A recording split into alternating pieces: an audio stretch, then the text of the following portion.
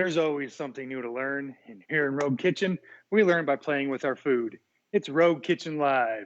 Hello, everybody. Thanks again for joining us on this beautiful Wednesday afternoon. Seems like it's a little less than fall outside, or maybe a little bit more than fall. I don't know. It's quite warm outside, but either way, Well, the it's leaves are almost middle changing, of. that's for sure. Oh, you know what? The leaves look beautiful. I was driving down Spear Boulevard today, and man, all kinds of colors down there.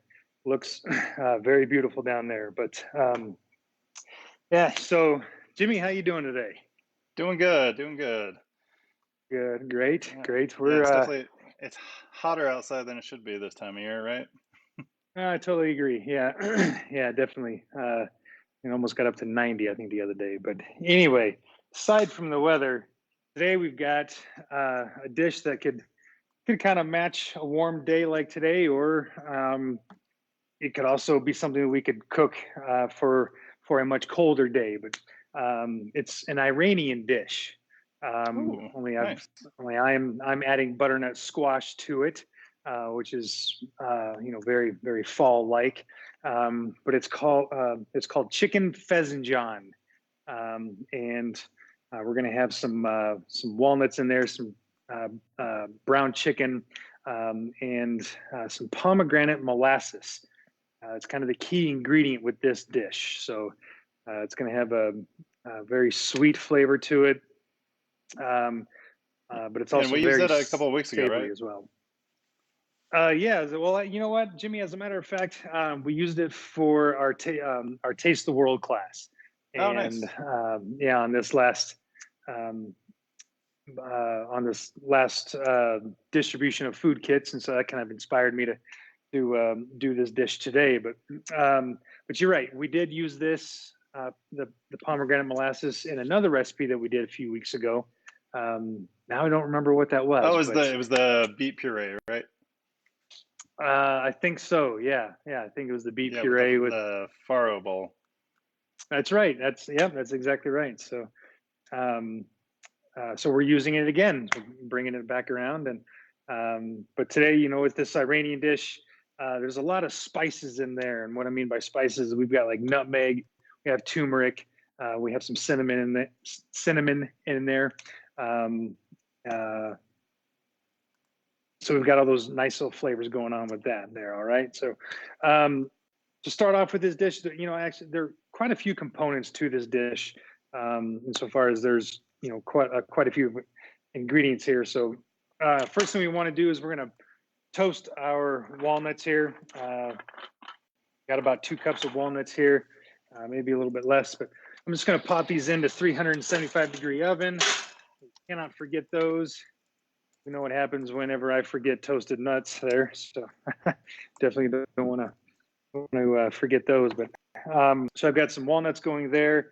Uh, this is a great dish to serve either by itself, as a stew, or you can serve it alongside some rice. So I'm going to start up some rice here, and then we'll get into cooking the chicken dish here. So I'm going to turn on this burner here, and we'll go to high here. But I've got some hot chicken stock here. I've got 1 cup of rice in here, and my measuring cup here. And what we'll do is we'll go ahead and start our rice. It's kind of like just like a basic rice pilaf, basically. So I'm going to step aside here and pour this over the sink so I don't pour it all over the place. I'm just going to start off with, I've got 1 cup of rice, so I'm going to do 2 cups of chicken stock in here. And we've got about 5 cups total here of chicken stock, actually about 4 cups. So we will use the rest for our fezanjan dish here. And so, all right, I already got a nice little boil on here. Gosh, gotta love the power of induction. It's great. Yeah, induction. Well, and keeping your stock warm too. Like I know when I worked in restaurants, Yeah, a lot of times I just had a 9 pan full of stock or stock and water or stock and wine just sitting on the flat top. yeah, So when you're cooking a lot of different things, it's nice to have that hot stock just to add to things, to add a little extra flavor if you need a little extra moisture. yeah, definitely. that's the key to cooking risotto too, you know, is having that that hot stock in there. So, all right, Yep. so we will get that going. And what I've got for the chicken today is I've just got some simple chicken, boneless, skinless chicken thighs here. Got about 1.5 pounds here or so of chicken thighs. I'm just going to season those up here really quick with some salt and pepper. You know, again, we've got all those other little spices in here, so we don't want to go too crazy on seasoning our chicken here. All right, right off the elbow there. All right, and then got some garlic here. I'll, you know, always put garlic in everything, even if the recipe doesn't call for it. You know, if it's appropriate, I'll add garlic to this. So I'll smash up some garlic here. So, all right, smash that. You're a garlic smasher too. I'm a garlic smasher, man. You know, Yeah. I mean, we've used the microplane before, but I like smashing garlic, and it's quick, it's easy, and You get a little aggression out too. a little bit. You just got to make sure you know where the edge of that knife is, so you know, smash your hand there. But real quick, Kathy, yeah, we put the foil on the lid to help seal it, right? Because a lot of lids yep, don't sit in there very well, and that's so correct. adding that Yeah, foil kind of just tightens the lid up a little bit there. yep, that's exactly right. So, and All right, yeah, no, Laura. So Laura's actually asking what's in the pan. So that was just the rice, and then the 2 cups of stock, correct? And yeah, so we're just going to bring that yep. to a boil, and then cut the heat, and then let it simmer or let it steam. Yeah, so I did one cup of rice to 2 cups of stock. That's your kind of your typical ratio with any kind of long grain rice. So you want the 2 parts liquid to 1 part rice on that. So, all right. So I'm going to dice up this onion here, just a real simple dice. We cut off the root and the stem end there. Throw that off to the side, and then cut it in half.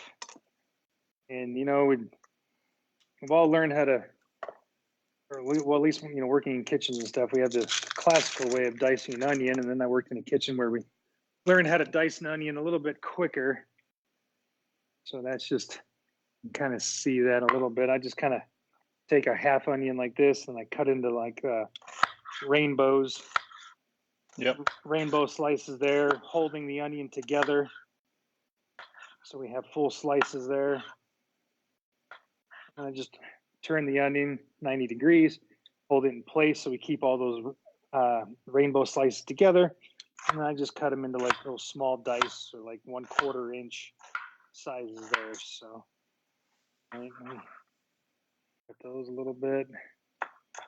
Yeah, and we're going for just like a regular dice, small to medium dice. That's hands down the easiest way to do it. Yeah, definitely. And we'll just cut all this up. So this dish has quite a bit of onion in it, and then if everybody looking can see how Jason's kind of bending the knife on a 45 to get that first slice. That way you're kind of cutting in on the radius. So it's called a radial slice for the onion. Yeah, because if we didn't do that, we'd end up with an onion like, you know, it'd be like the size of a thumbnail or something, and we don't really want that. So, all right, so I preheated my my skillets over here. All right, I'm just using 2 skillets to sear my chicken, but I'm using this pot here to cook everything in. So, got a little bit of cooking oil here. We just need enough to coat the bottom of the pan. We don't need too much there. Right? And then, yes. So, am I understanding correctly that you're using both pans to sear, but then the sauce is really going to be built in one, right? That is correct. Yep. Thank you. Okay. And so, if you're doing this at home and you're doing a smaller, you're only doing like 4 thighs, 6 thighs, or if you don't want to do 2 pans, you can do it in batches where you're searing off the chicken, and then you pull it out, and then sear off the chicken again, and then build your sauce in the one pot. Yeah, definitely. I'm gonna turn the heat down here just a tad. All right. Now, whenever we lay meat into a hot pan, we always want to lay it away from us. So we get that nice sizzling sound. Exactly what we're looking for. We don't want to crowd our pan either. That's why I'm also using 2 pans. Because if we crowded our pan, we would sweat our meat, and we want to sear our meat. All right. Yep. So same thing here. This one's not as hot here, so I'm going to go up on the heat here a little bit. Yeah. So what Jason means by sweating your meat sounds weird, but yeah, when you crowd the pan, you drop the temperature too much, and when that temperature drops, you're not getting the Maillard effect, and so it's not hot enough to actually sear. So what then what you're doing is like slowly kind of heating it, which then releases juices, and those juices essentially actually just steam in between the pan and the chicken. So yeah, that's what he means by sweating. Like you don't get that nice colorization and caramelization. yeah, exactly. And so like and same thing with shrimp. A lot of times if you're cooking shrimp and you put a bunch of shrimp in the pan, you basically are kind of simmering the shrimp rather than putting a nice crust, nice golden brown crust on there. Like Jimmy mentioned, it's called and the that's why you Maillard want to effect. dry everything. Yeah. So like when I pull out meats for searing or anything, like, and I think you did too, like when you sit them in the pan, I always keep a paper towel on the pan just to soak up any of that liquid, because you really want just like as dry as you can when you go into the pan. Yeah, absolutely. So, and I forgot to set a timer here for the rice, but I think we got it. It's been on for about 7 or 8 minutes here, so we've got about 7 minutes left to go on there. All right, so got our other stuff, our onion and garlic over here cut up, and so while our meat is searing here, I'm going to check on our walnuts, make sure we're okay on those guys. And okay, yeah, we are good to go on the walnuts. See, we've got nice golden brown color on those. All right. Nice. Oh yeah, really good on those. So I'm going to set those aside, let them cool down a little bit. All right, and we're going to put those between 2 pieces of plastic wrap, and I'm going to kind of smash them up and kind of make them a little fine, make them fine, chop them up a little bit. You could use like a food processor, or if you have like a little, electronic food, like an electric food chopper, you can use that. But boy, this one skillet over here is not going well here, so we're gonna. I can switch up the burners here a little bit. Sometimes that helps a little, but could be the pan too. Sometimes different pans will conduct heat a little bit different than others. So. Yeah. And really, what we're doing here too is we're adding a little bit more flavor to our dish here by searing our chicken here. So do a nice golden brown color, because when you eat it, you'll see that nice little golden brown sear on it. And that's a pleasant thing there. So, all right. So while these are searing on this one side, I'm just going to take a little bit salt and pepper here, and I'm just going to sear the meat a little bit on the other side, or excuse me, season the meat a little bit here on the side that's facing up. All right. And okay. All right, season that up a bit there. Okay. All right, those are almost ready to turn there. I think we're just about ready.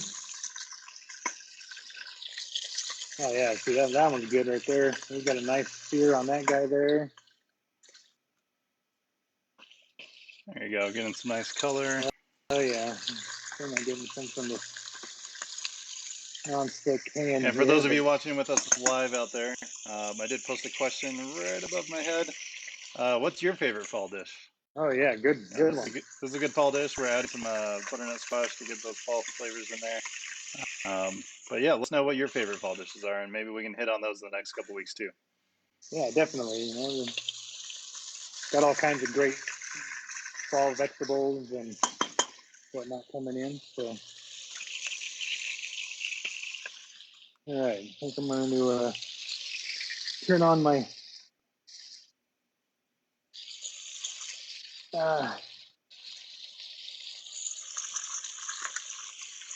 whoops, going up. There we go.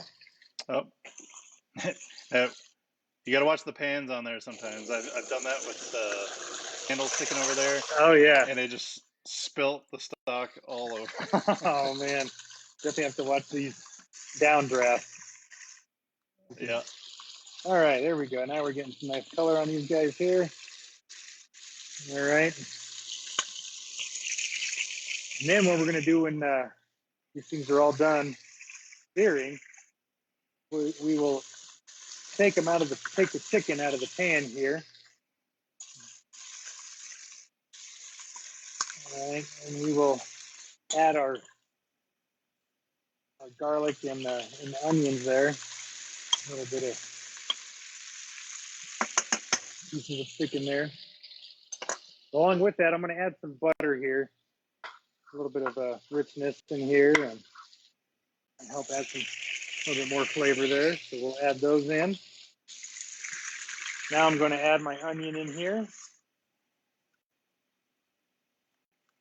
All right, and add the garlic on top of the onion. Okay.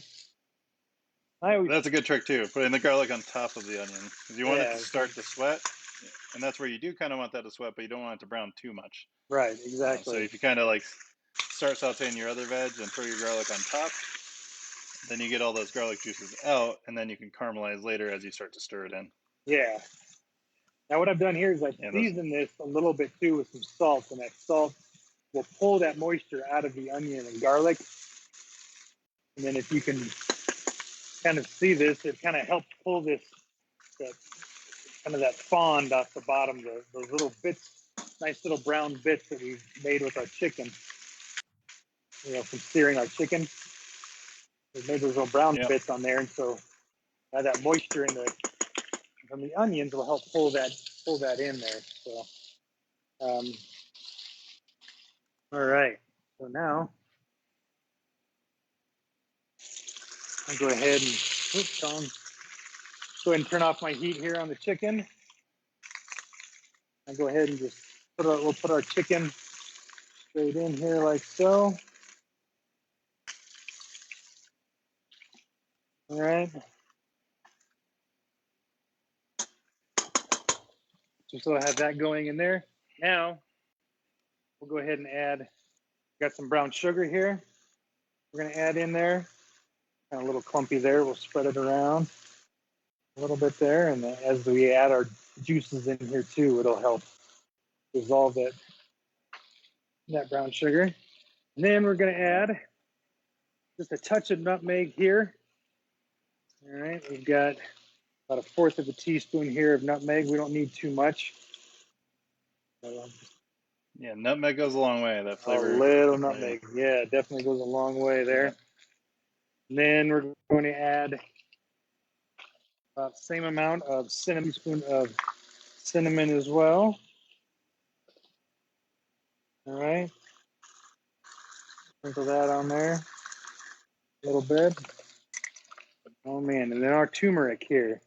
So here we just need about 1/2 teaspoon of turmeric.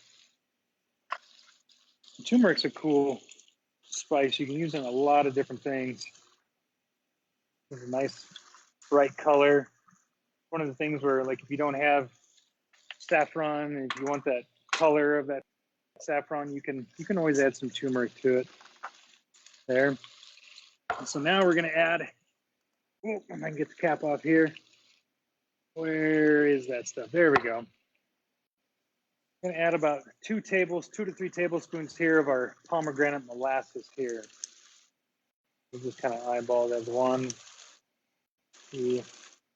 There we go. And don't forget you got all that fond in that other pan if you want to add that too. Oh, I definitely could do that. Yeah, you know what I'll do, Jimmy, with that is let me pour off the fat from that, and then what we can do with that is I can add our chicken stock into this Yeah, pan. before you add it in. Yep. Yeah, Nice. kind of deglaze this pan. So let's go ahead and add just a little bit. If we add too much, then we overwhelm the pan and we don't get that nice deglazing in here. So now, ladies and gentlemen, as that pomegranate molasses is hitting the bottom of this pan over here, I bet that smells so good over there. it does smell really, really good. So, all right. Oh, yeah. Laura said don't forget the walnuts earlier, but I think you already got those out. And I did. Yes. Kathy, thank you, Laura. Kathy, thanks for checking on us. The walnuts are doing good. Yeah. They're on the pan right at the top of the screen over there. Yeah, so now we can turn this pan up here. Now I'll add this chicken stock in here. Beautiful. And I'll add a little bit more chicken stock here. And we just need enough to kind of cover our chicken here. We'll stir all that in.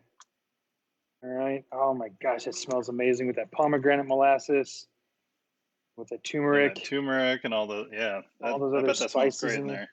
Yeah, it smells really good. So add a little bit more there. Okay. Now that we've got this going here, right, while our chicken is cooking. Oh man, look at that. It's nice and glossy too. It's kind of thickening up here a little bit. Whoop. All right. I think our rice is probably, what time is it now, Jimmy? It is we have 4:23. 4:23. I think we'll let it go for another 2 minutes here and we should be good. Oh, okay. Now, on our walnuts here, like I said, you can use a food processor here, but what I'm going to do is I'm going to take a couple sheets of plastic wrap here. We've got our chicken simmering away nicely over there. I'm going to put one piece of plastic wrap on top of my cutting board. Take our beautiful toasted walnuts here, lay those down. All right, and then I'll take another sheet of plastic wrap right on top. You can do this too with like if you need to tenderize meat or make some chicken, like pound out some chicken breast or something. I was gonna say, when I do chicken cutlets, I do the same thing. Yeah, and I just use like a heavy saute pan. This one's maybe a little bit big, but use like a 6 or an 8 inch, and I just kind of smash these guys up. Just in that smashing kind of mood today, aren't you? Yeah. Relieving some of that stress. Just kind of smash those away, and we kind of want a fine texture here on these. So don't be afraid. So what's the application here? What are we going for? Well, these walnuts actually kind of thicken up our sauce and add flavor and texture. Okay, so yeah, you do want to break them up quite a bit then. Yeah, definitely. So, and with toasting them, you really release those oils. It makes a really nice thickening compound there. So, see, all right, another bonus to the plastic. That's it. Plastic wrap, man. That's why I buy 5,000 square feet of this stuff at Costco at home. All right, so we'll just add it straight in. All right. Now, let's look at that. Man, that adds some beautiful texture. Add some great the aroma flavor. from those walnuts is coming off that right now. Yeah. Gosh, wish you all could be here to smell it. I'm sorry, but great. Okay, now along with that, cleanup's easy there, huh? We only had to dirty one sheet pan. Now I'm going to add our butternut squash. So I'm going to add about 2 cups of that. I won't add all of this diced butternut squash in here, but about 2 cups worth here. All right. And you're not going to give us the butternut squash dicing hack? Yeah, I'm not going to do that today. That's a whole nother demo. Yeah. We'll put those down in there. I was first given a case of butternut squash and told to dice it. I was probably about 19, and I was like, okay. Oh man, yeah, that's a learning process for sure. That's how you build that callus on your knife hand right here in the crease of your right at the bottom of your index finger there. So. Yep, right, that pad right there. Yeah. All right. So we will just let that simmer. We're going to let that reduce there a little bit. All right. You know So how now, I dice butternut squash now? how's that? You buy Costco. Costco, you buy it. Yep. No, you know what? That's the way to do it. You know, definitely a convenience thing with that. So, Yeah. all right. I'm going to check our rice here. Turn it off. Set it off to the side. It's always a good idea too when your rice is done after you let it cook for 18 to 20 minutes, which is about what we did. Okay, then it's always a good idea to set it off to the side and let it steam a little bit. Right, that kind of helps finish cook the rice and really lets that rice absorb that moisture and gets you really nice texture and product there, or end product there. So, all right, I'm going to do away with the rest of this stock here. I think we're good on there. Now, you know, like I put these chicken thighs in here whole. All right, so you could definitely dice those up if you'd like. You know, but then you're searing a bunch of diced chicken, which, you know, again, you have to do in batches. But I'm just going to let all these cook whole, and then Yeah, we it's can kind take of them nice to out. let them cook whole and then, kind of break them down. Yeah, we'll let Either them in the break down. pot or take them out and pull them apart. Yeah, absolutely. And, you know, this will also be a great dish too, where you could pop it in the oven and let it braise for about 30 minutes. But it'll cook a little bit quicker on the stovetop. But you could definitely do it in the oven. And of course, in the oven, you'll get more evaporation in there. You'll get a really concentrated flavor there. So you kind of have to watch, make sure you don't burn off all your liquid there. So, all right. So now, one of the garnishes for this, actually today I'm going to do this on one of our new bento plates here. Fun plates. Yeah, bento plate, bento. You know, multi compartment here. So I'm going to put a bowl though here in one of these compartments, and then a little dish over here. But I've got some sliced scallions here that I'm going to put into and slice these guys up earlier. Put those kind of off in a little corner over here. And got some parsley here too we can use. But again, we have that pomegranate component, that pomegranate molasses component in here. So my earbuds are banging at me here. So I think we're gonna go dead here in a little bit. But we'll figure that out. But these AirPods just don't last as long. But I'm gonna add some pomegranate granules here to them, or penials. Is that what they're called, Jimmy? I think Yeah, term I think for so. them. And you know, it is pomegranate season. It is fall. It is one right pomegranate here too. season. Yep, saw these at Costco the other day, a ton of them. So you can just squeeze these guys right out of here.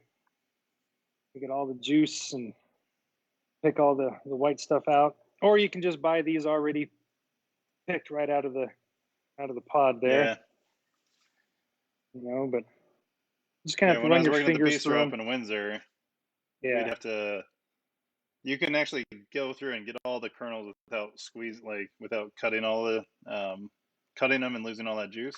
Yeah. But you kind of have to go through. You make like 4 slices. Oh. Not all the way through, and then peel it open. I used to spend some time just when I had downtime. That was part of my side work, was just getting all the little pomegranate granules out.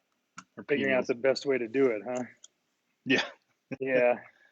And that's what we do in kitchens. You know, we figure out the most efficient way to do this, because food prep, man, sometimes that stuff can take a long time. So Jimmy, what is your favorite fall dish there? What's yours?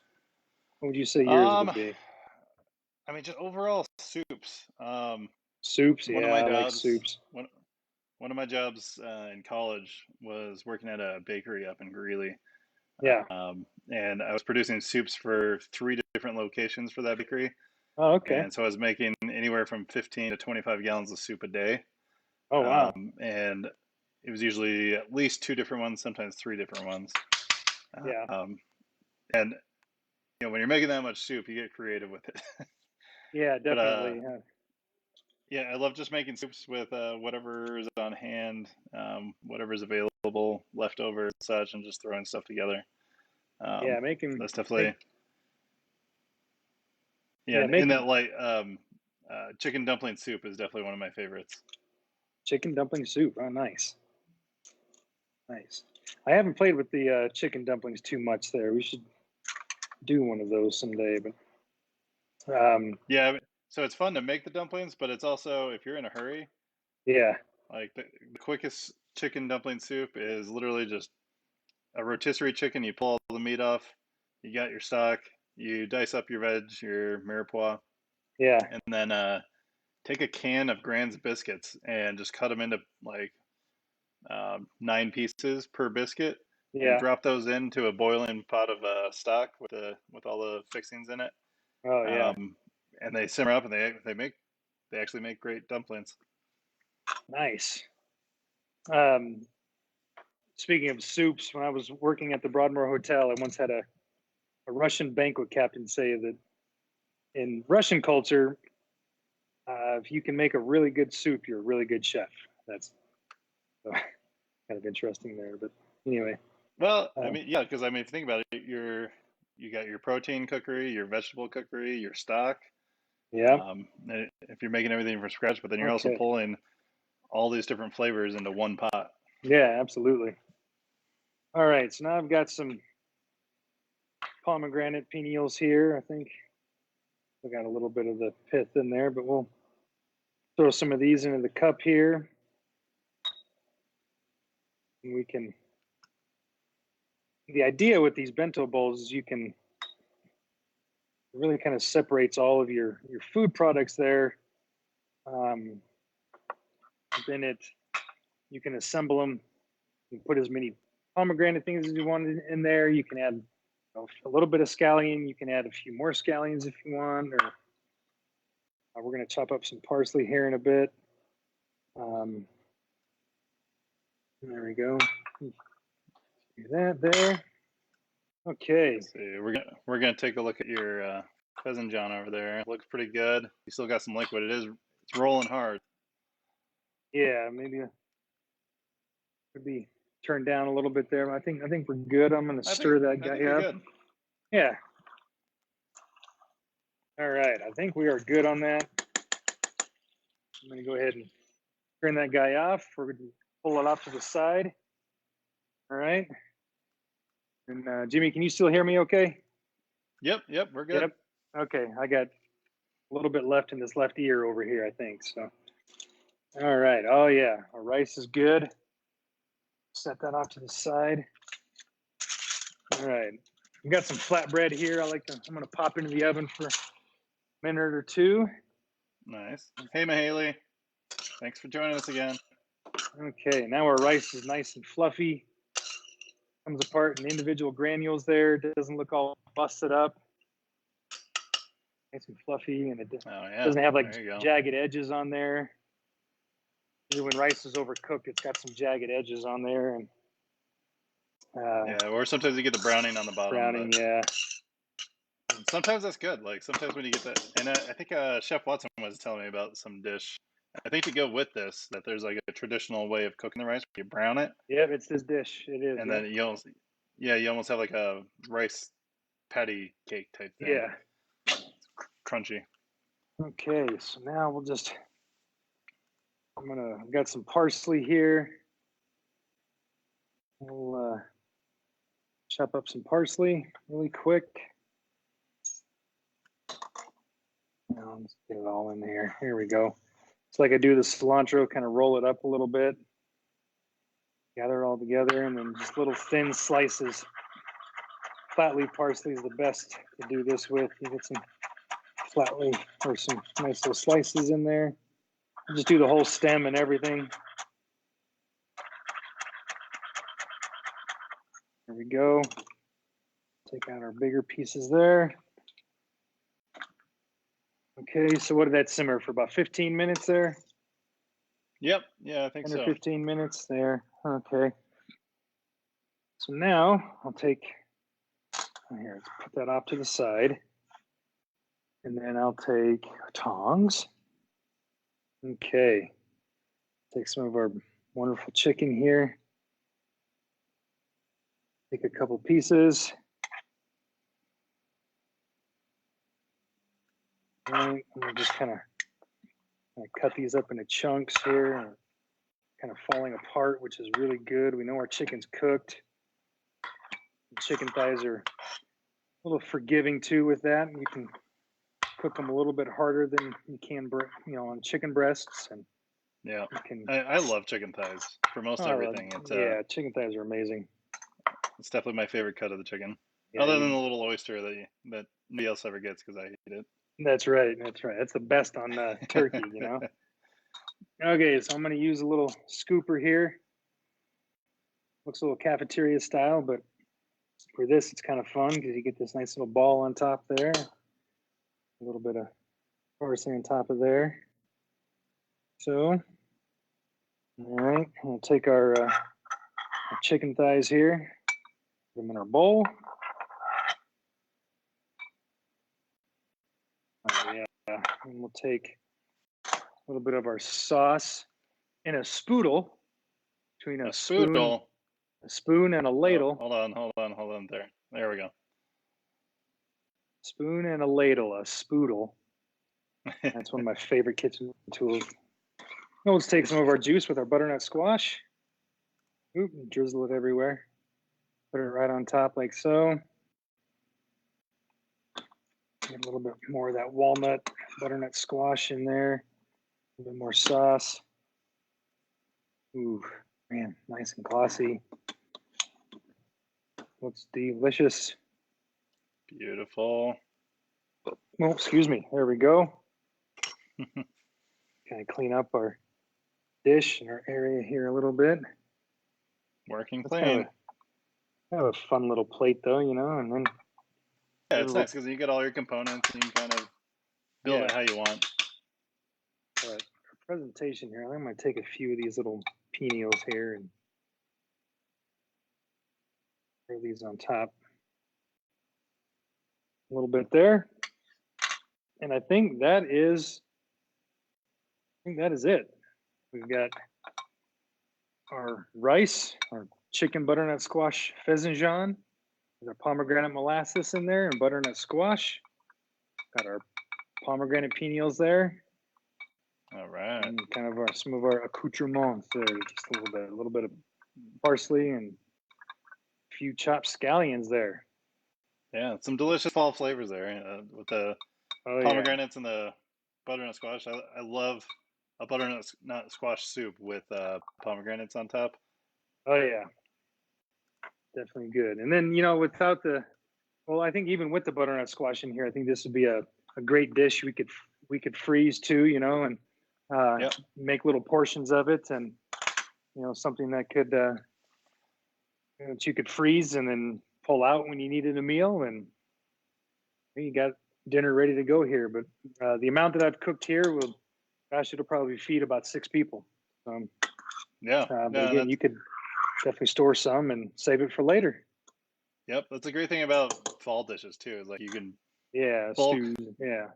bulk make it and then pack it up and freeze it. Yeah, absolutely. I'm gonna pull out our. Oh yeah, don't forget about that. Get about our flatbread here. Oh, I love warm. Well, everybody's saying how delicious it looks. Got a request for you to taste it and describe the flavors. Okay, I can do that. Let's hear it. All right, little sensory analysis here on there, or here on it. So we'll cut this up into a couple of pieces here. I always feel bad when I go to taste this stuff, but that's right. We like to see you enjoy it. Yeah. Let's talk about beers that would go good with this. Beers that would go good? Oh. Yeah, I got some neighbors. We just we all went in on a 12-pack of Yeti pumpkin spice stout, the imperial stout that they do. Pumpkin spice. Yeah, I went to go buy it on my own at Costco, and realized it was an $80 12-pack of beer Oh, that I jeez. already paid for, and it freaked me out. I was like, can you take that off, please? I went back to look at Hmm. it though. They're selling Hmm. those cans for about 11 to $12 a can in the store. So Yeah, some friends of us, we went in on a 12-pack. I think nice. that would be delicious with this.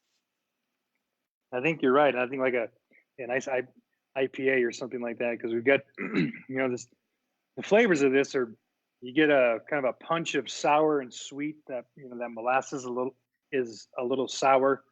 Of course, we Yeah. get that sweetness from the brown sugar and the molasses in there, and then you get that that real savory chicken in there, and a little bit of that earthy kind of sweetness from the butternut squash as well. Definitely taste those toasted walnuts in there. So again, you've got kind of that punch of savoriness in there. Um, And of I course, with love the the texture of nuts when they get cooked in a liquid. oh yeah, Um, that's just really kind of good. like boiled peanuts, where you get that it softens them up, and So yeah, it's almost got a meatiness to it. mm-hmm. You get those pomegranate seeds in there. It gets that nice crunch to it, and um, man, I'll All put that on right. top Well, of it some looks rice. delicious. That's going to be that is really good. That was a really good dish. Mm, it's going All to be good with right, the cool. beer Well, later on. that I have to wraps. try it. Yeah. Haley, you love boiled peanuts.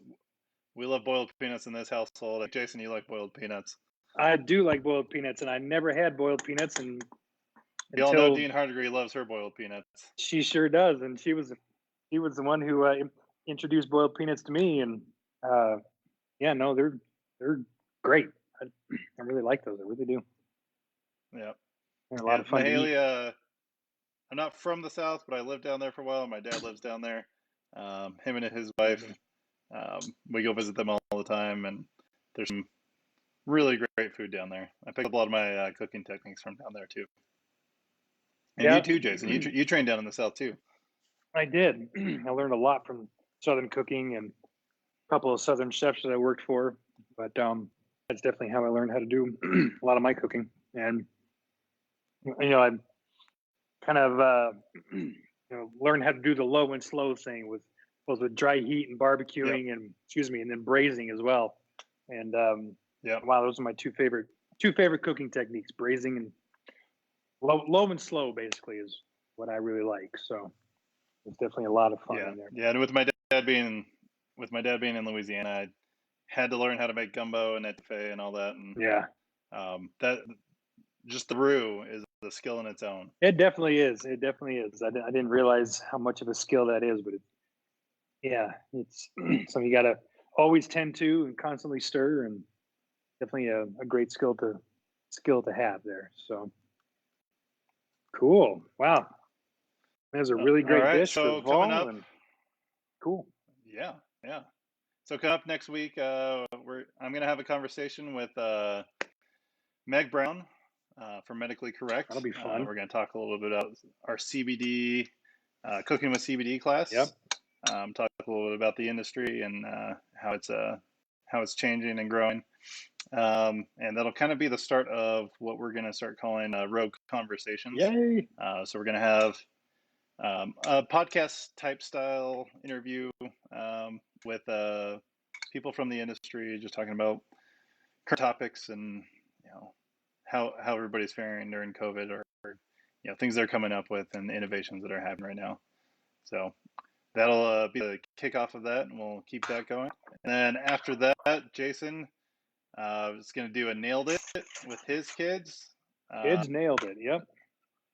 Thinking about joining in, and maybe we'll do more of the classic Facebook side by side. So that way we can just both take our phones and start cooking with the kids. Yeah, So that'll be fun. Definitely, we'll have some. we'll have to talk that through, see how that goes. Yeah, definitely, we need to figure out what we want to do for that, and a couple of different items we have the kids try to replicate there, and see what we can come up with there. That should be fun. Oh. Yeah. Oh, hey, we just got another question. Okay. What would you serve for dessert with this?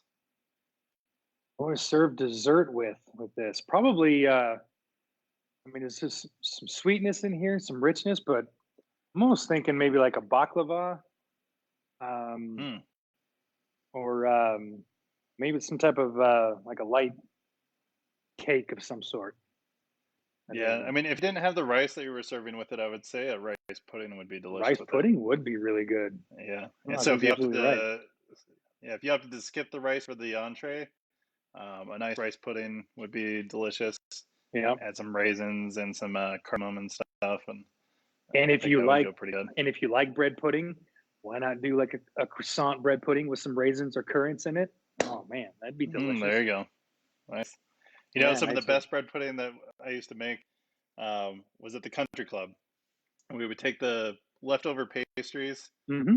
because like we make pans and pans of pastries, and Yeah. there was always one pan that never didn't go out. So we'd take that back, stack them in a hotel pan, Yep. and make the custard, pour it over that. And so it was a mix of like all the different berries, chocolate, Bavarian cream filled Mm. pastries, and just turn that into a bread pudding. Yep. That stuff was amazing.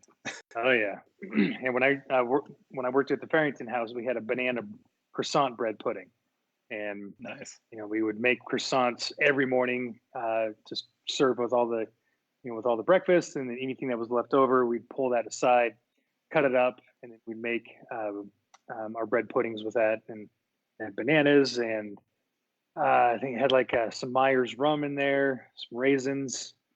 It was kind of a big dish, like this tall and that big around. Uh, Wonderful breakfast uh, dish. Yep. Really Definitely a great. solid brunch dessert. Yeah, absolutely. Definitely. Have any other All questions out there, right. Jimmy, or any other comments, or Now, anything else Mahaley anybody says wants have a to? great weekend. Yeah, thanks for joining us, everybody. Appreciate you all joining us today. Thank you very much for the questions and the comments there. All right. Definitely We'll see you next week. very good. Thank you all.